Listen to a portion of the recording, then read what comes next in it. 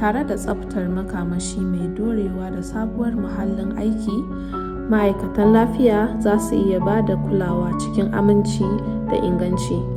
Mata masu juna biyu za su samu natsuwa, yara za su samu damar kulawa mafi kyau, kuma duka al'umma za ta samu abin da ba a iya auna darajarsa. Fata.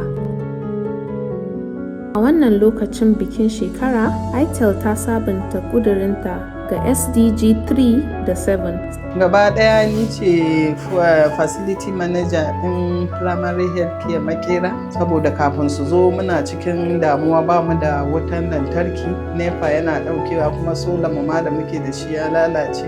Tabbatar da lafiyar jama'a, jin daɗi da samun makamashi mai tsafta ga kowa da kowa.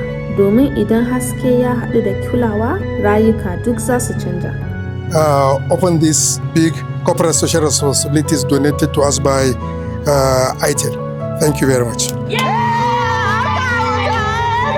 Itel, ƙauna kullum a kullum.